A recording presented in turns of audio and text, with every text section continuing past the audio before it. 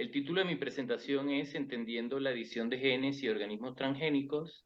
Quiero darles una perspectiva histórica del mejoramiento genético, definiciones que son importantes en este tema, tecnologías de modificación genética avanzada y ejemplos de organismos transgénicos, para que tengamos una idea del impacto que ha tenido estas tecnologías.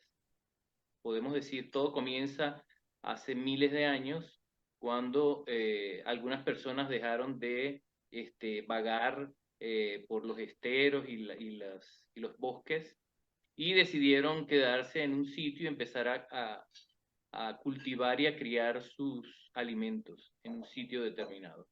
Y bueno, ahí podemos decir que comenzó prácticamente la cultura y la historia de la humanidad. Entonces, esto ocurrió en diferentes regiones, en diferentes momentos.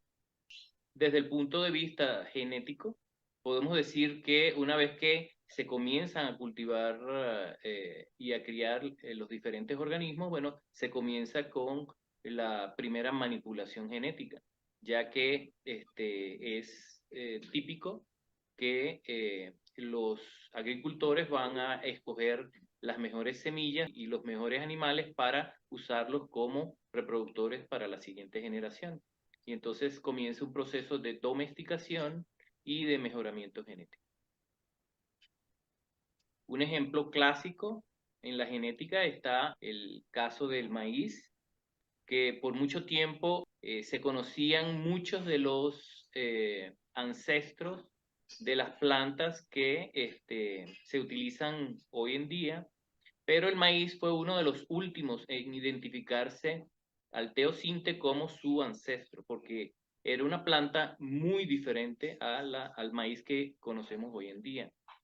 Y aquí se puede ver las diferencias desde el punto de vista estructurales, de tamaño y, por supuesto, de productividad que hay entre el ancestro y el maíz común que se cultiva hoy en día.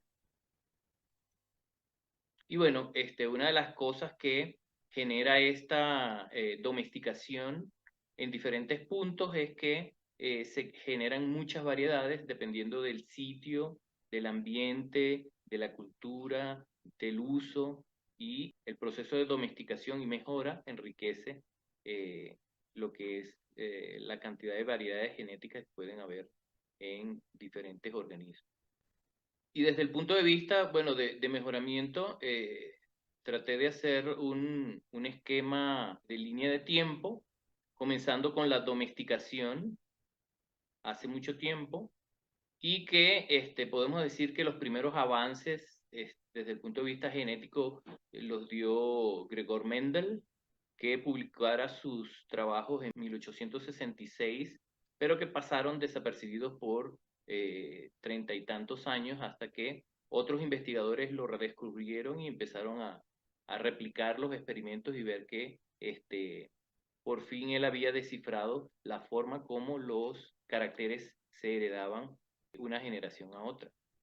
Luego hubo lo que podemos llamar hitos en lo que es la mejora genética. Entre ellos es cruce de híbridos, en donde se empiezan a ver diferencias entre las diferentes razas o variedades, y se empiezan a crear nuevas combinaciones para tratar de optimizar algunas características que estas razas pueden tener y combinarlas y tener razas o variedades mejoradas.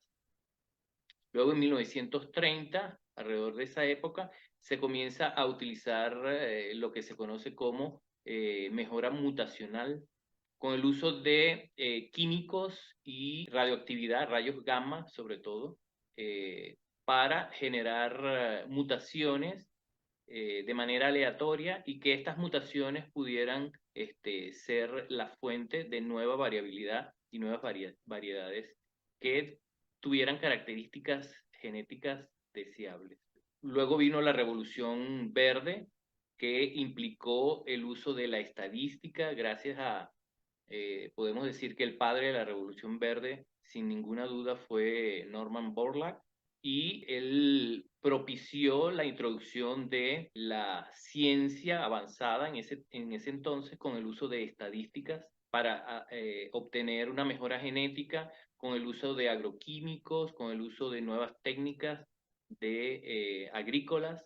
Y bueno, se puede decir que hay un antes y un después del comienzo de la Revolución Verde.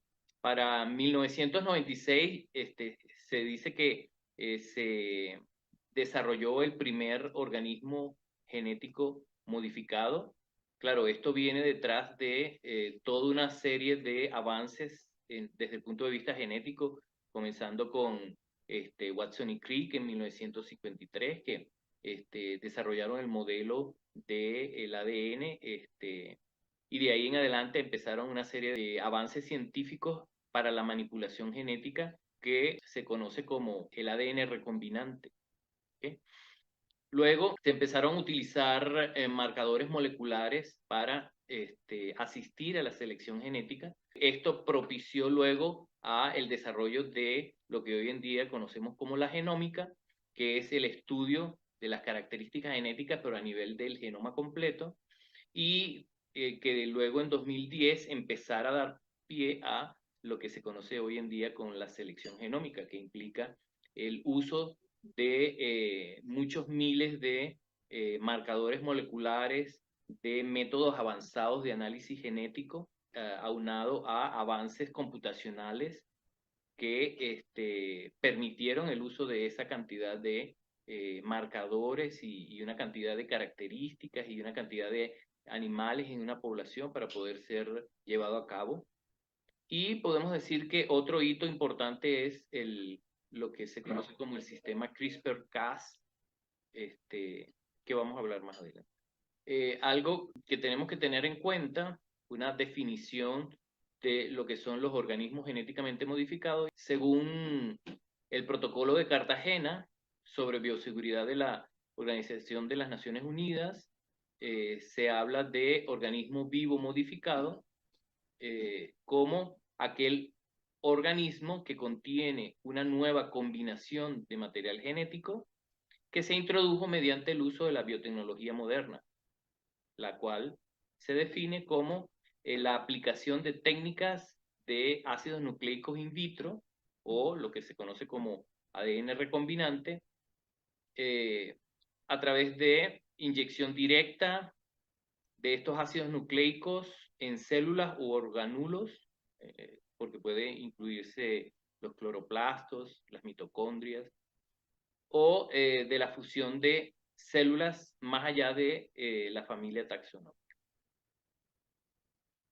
Otra definición importante es lo que se conoce como nucleáceas sitio-dirigidas, que se usan para modificar el ADN, y aquí entonces comienza un área gris. Se habla de que los organismos que se están modificando no tengan una molécula de ADN extraña, entonces se habla de edición de genes. ¿Okay? Y la edición de genes normalmente está desarrollada a través de nucleasas sitio-dirigidas. Y estas nucleasas sitio-dirigidas pueden ser utilizadas en tres formas.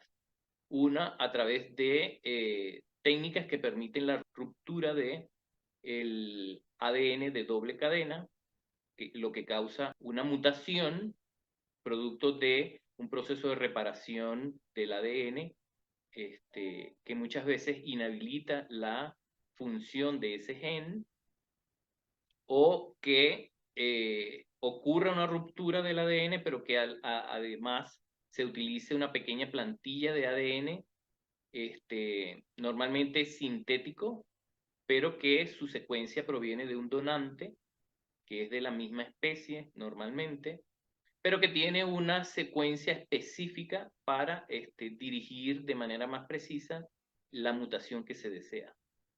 Y la otra es que en este caso puede ser que se utilice un segmento de ADN mucho más grande que no necesariamente va a eliminar la función del gen, sino que puede modificarla o incluso puede introducir un nuevo gen en este segmento. Y entonces aquí ya sí estaríamos hablando de un organismo genéticamente modificado a través de transgénesis. Muchos de los ejemplos que voy a presentar tienen que ver con plantas porque es donde más se ha desarrollado esto. Animales todavía tenemos muy pocos ejemplos y están de manera incipiente, apenas implementándose en los últimos pocos años. Y bueno, en este caso se habla de que las técnicas de mejoramiento genético pueden ser las convencionales, que es a través de el análisis de fenotipos y genotipos que se van a ir seleccionando generación tras generación y normalmente toma un número de 5 a 7 generaciones para ver cambios significativos en la población. También ya les había mencionado de lo que se conoce como la mejora mutacional, en donde una variedad es sometida a agentes químicos o de radiación y estos son utilizados para tratar de generar nuevas variantes para modificar. Muchas veces tiene que ver con color, forma, tamaño. Una de las modificaciones químicas más utilizadas, por ejemplo, es la poliploidía. A través de elementos químicos se hace que la célula duplique su ADN, pero que no pase por un proceso de división celular y entonces esto va a generar una célula que tiene el doble de contenido de ADN y muchas veces viene acompañado de un aumento en el tamaño de las células, el tamaño de los órganos, incluyendo los frutos. Pero también viene acompañado muchas veces de infertilidad. Y también este tipo de manejo mutacional muchas veces se utiliza para generar también variedades que son infértiles, ¿verdad? Tenemos muchos casos de las frutas que no tienen semilla, que son producto de esta mutación. Luego tenemos las variantes que tienen que ver con modificaciones genéticas de tipo transgénicos y aquellas que tienen que ver con modificación genética de tipo edición de genes.